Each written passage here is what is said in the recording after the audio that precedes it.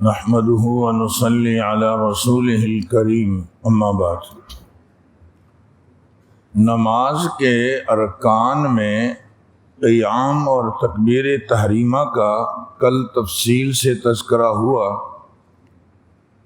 ان دو ارکان میں یعنی قیام اور تکبیر میں 11 سنتیں ہیں۔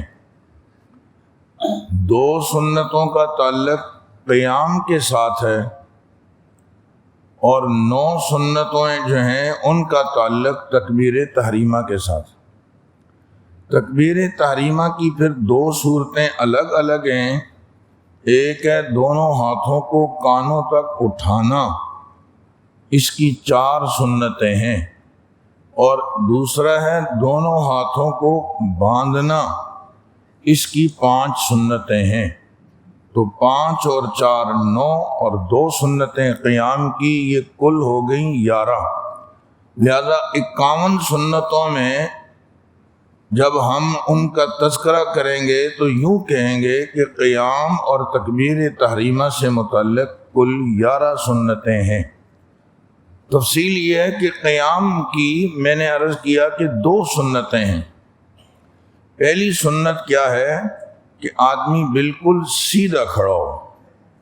تکبیر تحریمہ کہنے سے پہلے اس کو چاہیے کہ وہ سیدھا کھڑا ہو۔ کچھ لوگ کھڑے ہوتے ہیں اس طرح کہ گردن جھکا لی، یہاں تک کہ ٹھوڑی سینے سے لگ گئی، یا گردن اوپر کر لی اور نگاہیں آسمان پہ لگا لی، اور اس کو وہ تواضع اور انکساری سمجھتے ہیں۔ حالانکہ یہ دونوں صورتیں سنت کے خلاف۔ آدمی کو اپنی گردن بھی سیدھی رکھنی چاہیے اور اپنے اعضاء کو بالکل سیدھا رکھ کر وہ اپنی نماز شروع کرے، نہ تو گردن ضرورت سے زیادہ جھکائی جائے، کمر جھکا لی جائے، یہ بھی غلط ہوگا۔ اور میں نے عرض کیا کہ آسمان کی طرف نگاہیں اٹھا کر اوپر دیکھنا یہ بھی غلط ہوگا۔ امام الانبیاء صلی اللہ علیہ وسلم کا ارشاد ہے، ترمذی شریف میں روایت ہے، کان رسول اللہ صلی اللہ علیہ وسلم قام الی الصلاۃ اعتدل قائما، سیدھے کھڑے ہوتے، ورفع یدیہ، اور اس کے بعد ہاتھوں کو بلند فرماتے تھے، اور ثم قال اللہ اکبر، پھر تکبیر فرماتے تھے۔ جو لوگ اوپر دیکھتے ہیں، حدیث میں بڑی سخت وعید ہے کہ اوپر مت دیکھا کرو نماز میں، کہیں ایسا نہ ہو کہ یہ نگاہیں اوپر کی اوپر ہی رہ جائیں اور تمہاری نگاہیں اچک لی جائیں۔ تو نماز میں جیسے یوں دائیں بائیں دیکھنا منع ہے، ایسے ہی اوپر دیکھنا بھی منع ہے۔ آدمی کو نماز کی حالت میں نگاہیں سجدے کی جگہ پر رکھنی چاہیے۔ رسول اللہ صلی اللہ علیہ وسلم نے حضرت انس رضی اللہ تعالی عنہ سے فرمایا، یا انس اجعل بصرک حیث تسجد، اپنی نگاہ وہاں رکھو جہاں تم نے سجدہ کرنا ہے۔ تو سجدے کی جگہ پر نگاہ ہونی چاہیے۔ پیٹ پر نگاہ کا مستقل رکھنا یا اوپر اٹھا لینا یہ سب خلاف سنت ہوگا۔ خلاصہ یہ کہ پہلی سنت میں نے عرض کی کہ قیام کی 2 سنتوں میں پہلی سنت کیا ہے کہ سیدھا کھڑا ہو، نمبر 2۔ دوسری سنت یہ ہے کہ دونوں پاؤں بالکل سیدھے قبلہ رخ ہونے چاہیے۔ بہت سارے لوگ جب کھڑے ہوتے ہیں تو ایک پاؤں کا رخ دائیں ایک کا بائیں، ٹیڑھے رخ پر ہوتے ہیں، دونوں پاؤں سیدھے نہیں ہوتے۔ سنت کیا ہے کہ دونوں پاؤں بالکل قبلے کی جانب سیدھے ہونے چاہیے، اور دونوں قدموں کے بیچ میں زیادہ سے زیادہ 4 انگلی کا فاصلہ ہونا چاہیے۔ کچھ لوگ دونوں پاؤں بالکل ملا کے کھڑے ہو جاتے ہیں، یہ بھی غلط ہوگا، سنت کے خلاف ہے۔ اور کچھ لوگ ضرورت سے زیادہ پھیلا کر پاؤں وہ رکھتے ہیں، یہ بھی سنت کے خلاف ہوگا۔ سنت یہ ہے کہ 4-5 انگلیوں کے فاصلے پہ آدمی جو ہے وہ فاصلہ رکھے۔ ہاں ایک آدمی جسیم ہے اور موٹا ہے اور وہ تھوڑے سے فاصلے پہ کھڑا نہیں ہو سکتا، یا مریض ہے، اس کی ضرورت ہے کہ وہ قدرے پاؤں پھیلا کر کھڑا ہو، تو یہ اس سے مستثنا ہے، اس میں پھر کوئی حرج نہیں ہے۔ یہ دو سنتیں قیام کی ختم ہو گئیں۔ پہلی سنت میں نے عرض کی کہ جو ہے وہ بالکل سیدھا کھڑا ہو، اور دوسرا یہ کہ دونوں پاؤں کا رخ قبلے کی طرف ہونا چاہیے۔ اگلی بات، دوسرا رکن تھا تکبیر، تکبیر تحریمہ۔ اس کو تکبیر اولیٰ بھی کہتے ہیں، تکبیر تحریمہ بھی کہتے ہیں۔ یہ جو تکبیر اولیٰ ہے، اس میں ایک چیز ہے ہاتھ اٹھانے اور دوسری ہے ہاتھوں کو باندھنا۔ میں نے عرض کیا کہ ہاتھ اٹھانے کی 4 سنتیں ہیں۔ نمبر 1، پہلی سنت یہ ہے کہ ہاتھ کانوں تک اٹھائے جائیں، ہاتھوں کو کانوں تک اٹھایا جائے۔ احادیث میں اس کی وضاحت موجود ہے، تمہارا یہ انگوٹھا کان کی لو کے برابر ہو۔ اگر کوئی آدمی یوں کندھے تک اٹھاتا ہے، اس کو بھی سنت کے خلاف نہیں کہا جائے گا، لیکن زیادہ بہتر یہ ہے کہ آدمی کانوں تک جب وہ اٹھا لے ہاتھوں کو، تو یوں یہ ہتھیلیاں کندھوں تک بھی اٹھ جائیں گی، اور جو ہے وہ کان کی لو تک بھی انگلیاں پہنچ جائیں گی، تو ساری روایتوں کا ایک طرح کا جمع اور تطبیق ہو جائے گی۔ تو پہلی سنت وہ یہ ہے کہ دونوں ہاتھ کانوں تک اٹھائے جائیں۔ ایک اہم بات جو میں اس کے ضمن میں عرض کرنا چاہ رہا ہوں وہ یہ کہ یہ ہاتھ کانوں تک کب اٹھائے جائیں گے؟ اللہ اکبر کہنے سے پہلے ہاتھ اٹھا لیں، یا بعد میں اٹھا لیں، یا ساتھ ساتھ اٹھائیں۔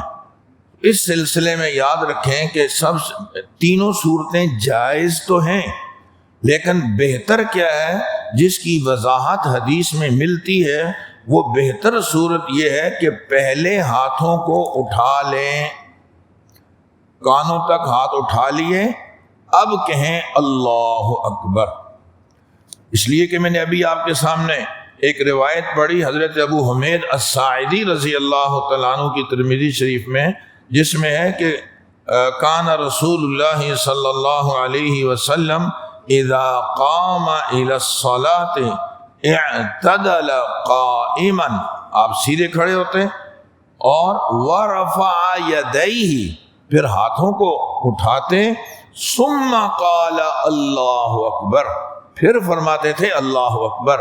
لہذا کیا کرنا ہے، پہلے ہاتھوں کو اٹھائیں گے پھر بولیں گے اللہ اکبر۔ کچھ لوگ پہلے اللہ اکبر بول دیتے ہیں پھر بعد میں ہاتھوں کو اٹھا لیتے ہیں، اور کچھ جو ہے وہ دوسری شکلیں اختیار کر لیتے ہیں۔ میں نے عرض کیا کہ بہتر صورت کیا ہوئی کہ پہلے ہاتھوں کو اٹھائیں اور پھر کہیں اللہ اکبر۔ فعل پہلے ہے، قول بعد میں ہے، یعنی ہاتھوں کو اٹھانا یہ فعل ہے، یہ پہلے ہوگا، اور لفظ اللہ اکبر بولنا یہ بعد میں ہوگا۔ نمبر 2، دوسری سنت یہ ہے کہ ہتھیلیاں قبلہ رخ ہونی چاہیے، یہ ہاتھ کی ہتھیلیاں قبلہ رخ ہونی چاہیے۔ بعض لوگ اس کو یوں کر لیتے ہیں، بالکل کانوں سے سمیٹ لیتے ہیں اور ڈھانپ لیتے ہیں، بعض جو ہے وہ بالکل ہتھیلیوں کو آسمان کی طرف ان کا رخ کر لیتے ہیں۔ یہ ساری چیزیں سنت کے خلاف ہوں گی۔ سنت کیا ہے کہ ہتھیلیوں کا رخ قبلے کی جانب ہو۔ جب میں نیت باندھ رہا ہوں تو یہ ہتھیلیاں میری، جیسے میں خود قبلے کی جانب کھڑا ہوں تو میری ہتھیلیوں کا رخ بھی قبلے کی طرف ہونا چاہیے۔ نمبر 3، تیسری سنت یہ ہے کہ یہ انگلیاں درمیانی حالت میں ہونی چاہیے۔ آگے آ رہا ہے کہ بندہ جب رکوع میں جاتا ہے نا تو ہاتھ کی انگلیاں کشادہ کر کے رکھتا ہے، سجدے میں جاتا ہے تو انگلیاں بالکل ملا کے رکھتا ہے، لیکن جب آپ تکبیر تحریمہ کہہ رہے ہیں تو انگلیوں کو نہ تو آپ جو ہے وہ اہتمام سے ملائیں نہ کھولیں، اپنی حالت پہ چھوڑ دیں، بس درمیانی سی حالت جو ہوتی ہے انگلیوں کی عام طور پہ ہاتھوں میں ہم دیکھ رہے ہیں، اسی طریقے سے یہ انگلیاں رہنی چاہیے۔ تو تیسری سنت ہوئی کہ انگلیاں درمیانی حالت میں ہوں، نہ ملی ہوئی ہوں نہ پھیلی ہوئی ہوں۔ نمبر 4، چوتھی سنت یہ ہے کہ امام کی تکبیر کے ساتھ تکبیر کہنا مگر امام سے قدر تاخیر کر کے کہے آدمی۔ امام کہے اللہ اکبر تو ہم بھی کہیں گے اللہ اکبر، مگر قدر تاخیر کرنے کا فائدہ یہ ہوگا یعنی تھوڑی دیر سے کہیں، کہ ایسا نہ ہو کہ ہم امام سے پہل کر جائیں۔ ہماری تکبیر وہ امام سے پہلے نہیں ہونی چاہیے، اللہ اکبر کے راہ پر تلفظ امام کا پہلے ہونا چاہیے اور مقتدی کا یہ تلفظ بعد میں ہونا چاہیے۔ رسول اللہ صلی اللہ علیہ وسلم کا ارشاد ہے بخاری شریف میں، انما جعل الامام لیؤتم بہ، امام اس لیے مقرر کیا جاتا ہے کہ اس کی اقتداء کی جائے، اور اس کی تفصیل خود آگے روایت میں ہے، فَإِذَا كَبَّرَ فَكَبِّرُوا، جب وہ تکبیر کہہ لے فَإِذَا كَبَّرَ فَكَبِّرُوا، پھر تم تکبیر کہو، یعنی تم اس سے پہل نہیں کرنا۔ آپ نے مقتدی کو چاہیے کہ امام سے پہل نہ کرے، بس امام نے اللہ اکبر بول دیا، اس کو یقین ہو گیا کہ اکبر کے راہ پر امام نے پہلے سے تلفظ کر لیا، اب میں تسلی کے ساتھ بعد میں کہوں تاکہ کہیں میں امام سے آگے نہ بڑھ جاؤں۔ اگر میری اللہ اکبر امام سے پہلے ہی ختم ہو گئی تو پھر میں تو امام کے پیچھے کھڑا ہی نہیں ہوا نا، پھر میری تو اقتداء ہی صحیح نہیں ہوئی، تو میری نماز یہ صحیح نہیں ہوگی۔ بہت سارے ائمہ مساجد اللہ اکبر کو یوں کہتے ہیں جیسے اذان میں کہا جاتا ہے، ٹکا کے لمبی خوبصورت آواز ہوتی ہے تو وہ خوب لمبی یا وہ کھینچ کے بولتے ہیں۔ اچھا وہ اتنی لمبی کھینچتے ہیں کہ مقتدیوں کی اللہ اکبر تو جلدی ختم ہو جاتی ہے۔ لو بھائی ایک بڑی مقدار ایسے مقتدی ہوتے ہیں ان کی اقتدائی نہیں صحیح ہوتی امام کی، کیونکہ امام کی اللہ اکبر بہت دیر سے ختم ہوئی۔ تمام تکبیرات میں اس کا اہتمام کرنا چاہیے، صرف تکبیر تحریمہ میں نہیں کہ ہم امام سے سبقت نہ کر جائیں۔ رسول اللہ صلی اللہ علیہ وسلم کا فرمان ہے، جو امام سے پہل کر جائے گا نعوذ باللہ اس کا چہرہ گدھے کی طرح ہو جائے گا۔ ایک بہت بڑے شیخ الحدیث کا واقعہ کتابوں میں لکھا ہے کہ وہ جب درس حدیث دیتے تو چہرے پر کپڑا ڈال کر دیتے، تو شاگردوں نے کہا حضرت ہم آپ کی زیارت کرنا چاہتے ہیں، آپ ہمیشہ چہرے پہ کپڑا ڈال کے رکھتے ہیں، اس کو ہٹائیں تاکہ ہم آپ کو دیکھیں تو صحیح۔ وہ مانتے نہیں تھے۔ ایک دفعہ طلبہ نے اصرار کیا تو حضرت نے روتے ہوئے ایک بات کہی کہ بیٹا میں نے ایک دفعہ نماز میں یہ سوچا کہ حدیث میں ہے جو پہلے امام سے پہل کر جائے گا اس کا چہرہ گدھے کی طرح ہو جائے گا، دیکھتا ہوں میں پہل کرتا ہوں گدھے کی طرح چہرہ ہوتا ہے یا نہیں ہوتا، تو میرا چہرہ ایسا ہی ہو گیا۔ کپڑا ہٹایا تو طلبہ دیکھ کر رو پڑے کہ یہ تو واقعی ایسا ہوا۔ تو آپ صلی اللہ علیہ وسلم کے ارشادات کو یوں آدمی آزمائے نہیں۔ ایک طالب علم نے سنا، حدیث میں آتا ہے کہ طالب علم کے پاؤں کے نیچے فرشتے برکت کے طور پہ پر بچھا دیتے ہیں، طالب علم کی عزت اور تواضع کی خاطر۔ جی پرانے زمانے میں لوگ اپنے آئے ہوئے مہمان کی خاطر سرخ قالینیں بچھا دیا کرتے تھے کہ آپ ان سرخ قالینوں میں چلتے ہوئے آئیں، پھولوں پہ چلتے ہوئے آئیں، ایک عزت ہوتی تھی۔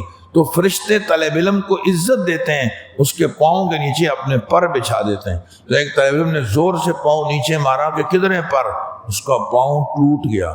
توبہ توبہ۔ آپ صلی اللہ علیہ وسلم کے مبارک ارشادات پہ ہمارا یقین ہونا چاہیے اور اس کو یوں آزمانا نہیں چاہیے۔ تو میں بات عرض کر رہا تھا کہ ہاتھ اٹھانے کی 4 سنتوں میں سے ایک سنت چوتھی یہ ہے کہ امام کی تکبیر کے ساتھ تکبیر کہے مگر امام سے سبقت نہ کرے، قدر دیر سے اور تاخیر سے کہے تاکہ امام کی تکبیر پہلے ختم ہو جائے۔ اچھا بعض ایک تو غلطی ائمہ سے ہو جاتی ہے کہ تکبیر لمبی کہتے ہیں تو مقتدی کی تکبیر جلدی ختم ہو جاتی ہے، اور ایک عجیب و غریب غلطی مقتدی کرتے ہیں، وہ یہ کہ امام نے تکبیر کہی اور نماز شروع، آگے اس نے سبق پڑھنا شروع کر دیا، ادھر مقتدی نے نیت ہی اتنی لمبی پکڑی ہوئی ہے کہ وہ نیت ہی ختم نہیں ہو رہی۔ بھائی اتنی تاخیر کی اجازت نہیں ہے، تھوڑی تاخیر ہو جائے تاکہ میں اس سے پہل نہ کر جاؤں، باقی تو مجھے جلدی جلدی امام کے ساتھ ساتھ چلنا ہے، نہ یہ کہ امام کی قرات شروع ہو گئی، لو بھائی میری تکبیر ہی ابھی پوری، نیت ہی پوری نہیں ہوئی، تو اس لیے اتنی لمبی نیتیں مت کرو جس کی وجہ سے امام کی ساتھ ہماری تکبیر اولی فوت ہو جائے. ہمیں امام کے ساتھ ساتھ چلنا ہوگا، اور نیت تو دل کے ارادے کا نام ہے، اس میں لمبے چوڑے الفاظ جو ہے وہ ادا کرنے کی ضرورت نہیں ہے یہاں تک کہ تکبیر اولی ہماری چھوٹ جائے. ہاتھ اٹھانے کی یہ 4 سنتیں میں نے آپ کے سامنے عرض کی کہ دونوں ہاتھوں کو کانوں تک اٹھانا چاہیے، اور نمبر 2 ہتھیلیاں قبلہ رخ ہونی چاہیے، اور نمبر 3 انگلیاں درمیانی حالت میں ہوں، اور نمبر 4 امام کی تکبیر کے ساتھ تکبیر کہنی چاہیے. 5 سنتیں ہاتھ باندھنے سے تعلق رکھتی ہیں. جب آدمی ہاتھ باندھتا ہے تو اس کی پھر 5 سنتیں ہیں، ان کی رعایت کے ساتھ ہمیں ہاتھ باندھنے چاہیے. نمبر 1، یہ بڑی اہم بات ہے جو میں پہلی عرض کرنا چاہ رہا ہوں کہ تکبیر اولا کہہ کر دونوں ہاتھ نیچے گرائے بغیر ناف کے نیچے باندھ لیں. بعض دفعہ دیکھو گا لوگوں کو دونوں ہاتھ اوپر کیے، اللہ اکبر کہتے ہوئے ہاتھ چھوڑ دیے پھر باندھ لیے. یہ غلط ہے. صحیح کیا ہے، جب آپ نے اللہ اکبر کہتے ہوئے ہاتھ اٹھائے ہیں اب گراؤ نہیں بلکہ یوں ہاتھوں کو لا کے باندھ لو. ہاتھ گرا کے پھر باندھنا غلط ہے. ہاتھوں کو نیچے گرائے بغیر ناف کے نیچے باندھ لیں. نمبر 2، اس میں غلطی صرف یہی ہوتی ہے کہ لوگ کبھی کبھی ہاتھ گرا دیتے ہیں پھر باندھتے ہیں. ایسا نہیں کرنا چاہیے، یہ سنت کے خلاف ہوگا. دوسری چیز وہ یہ کہ دائیں ہاتھ کی ہتھیلی بائیں ہاتھ کی ہتھیلی کی پشت پر رکھیں. دائیں ہاتھ کی ہتھیلی بائیں ہاتھ کی ہتھیلی کی پشت پہ رکھیں، یہ سنت ہے. یہ دائیں ہاتھ کی ہتھیلی یہاں رکھی ہوئی ہے، کونی پہ رکھی ہوئی ہے، کلائی پہ غلط ہوگا. دائیں ہاتھ کی ہتھیلی کہاں رکھنی ہے؟ بائیں ہاتھ کی ہتھیلی کی پشت پہ. نمبر 3، دائیں ہاتھ کی چھوٹی انگلی اور انگوٹھے سے حلقہ بنا کر بائیں ہاتھ کی کلائی کو پکڑ لے. دائیں ہاتھ کی چھوٹی انگلی اور انگوٹھا اس سے حلقہ بنا کے یہ بائیں ہاتھ کی کلائی کو پکڑ لے یوں، اور یہ 3 انگلیاں کلائی کے اوپر رکھے. یہ ہے سنت طریقہ. ہمارے یہاں ہاتھ کو لٹکا کر رکھتے ہیں، یہ غلط ہے. چست ہو کر آدمی کو بیدار ہو کے نماز پڑھنی چاہیے. اس کا یہی طریقہ ہے کہ ہاتھ باندھتے ہوئے ناف کے نیچے باندھے آپ نے، اور جب وہ باندھنے کا طریقہ کیا ہے کہ چھوٹی انگلی اور انگوٹھے سے حلقہ بنائیں اور 3 انگلیاں کلائی کے اوپر رکھیں اور ناف کے نیچے ہاتھ باندھیں. نمبر 4، دائیں ہاتھ کی تینوں انگلیوں کو بائیں ہاتھ کی کلائی پر رکھیں جو میں نے ابھی عرض کیا. تو یہ 4 سنتیں ہو گئیں. نمبر 5، دونوں ہاتھ ناف کے نیچے باندھیں. عورتیں نیت کرتے وقت اپنے ہاتھ سینے تک اٹھائیں گی یا کندھوں تک بس، اور ہاتھ باندھتے ہوئے اپنے دونوں ہاتھ سینے میں باندھ لیں گی. انہیں ناف کے نیچے باندھنے کا حکم نہیں ہے. تو یہ 5 سنتیں ہو گئیں جن کا خلاصہ یہ ہوا کہ نمبر 1، تکبیر اولا کہہ کر دونوں ہاتھ نیچے گرائیں بغیر ناف کے نیچے باندھ لیں، اور نمبر 2، دائیں ہاتھ کی ہتھیلی بائیں ہاتھ کی ہتھیلی کی پشت پر رکھیں، اور نمبر 3، دائیں ہاتھ کی چھوٹی انگلی اور انگوٹھے سے حلقہ بنائیں اور بائیں ہاتھ کی کلائی کو پکڑ لیں، اور نمبر 4، دائیں ہاتھ کی تینوں درمیانی انگلیوں کو بائیں ہاتھ کی کلائی پر رکھیں، اور نمبر 5، دونوں ہاتھ ناف کے نیچے باندھیں. بس تھوڑے تھوڑے فرق سے یا یہ ساری سنتیں جمع ہو گئیں. اب قیام اور تکبیر تحریمہ دونوں کی ہو گئیں کل 11 سنتیں. یہ جو میں نے عرض کیا کہ 5ویں سنت بتائی کہ ناف کے نیچے ہاتھوں کو باندھیں. سنن ابی داؤد میں حضرت علی رضی اللہ تعالی عنہ کی روایت ہے، فرماتے ہیں کہ رسول اللہ صلی اللہ علیہ وسلم نے فرمایا حضرت علی فرماتے ہیں السنت، سنت کیا ہے؟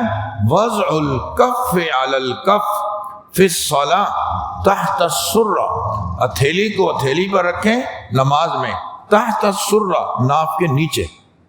اس لیے اس روایت پہ عمل کرتے ہوئے، اس طرح کی اور روایتیں بھی ہیں، میں نے ایک روایت کا حوالہ دیا، تو ہم جب وہ ہاتھوں کو ناف کے نیچے باندھتے ہیں۔ 11 سنتوں کا اہتمام، یہ سنتیں 11 یاد ہو جائیں تو کیا ہی بات ہے۔ اس کے ذریعے سے نماز میں حسن پیدا ہوتا ہے، نماز کی زیب و زینت بڑھتی ہے۔ ہم جیسے کسی چیز کو نا گفٹ پیکنگ کر کے دیتے ہیں، اس کی بات ہی کچھ اور ہے، اور چیز عام سی ہوتی ہے، مگر گفٹ پیکنگ جو ہو گئی تو وہ بیکار کپڑے بھی اچھے سلے ہوئے ہوں تو بہت خوبصورت لگتے ہیں، اور یہ نماز تو بیکار تھوڑی ہے، یہ تو بہت قیمتی سرمایہ ہے، یہ تو سمجھو کہ جنت کی چابی ہے، یہ تو آپ صلی اللہ علیہ وسلم کی آنکھوں کی ٹھنڈک ہے، یہ تو مومن کا معراج ہے۔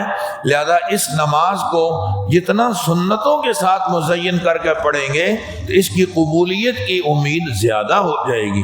اللہ تعالی ہمیں عمل کی توفیق عطا فرمائے۔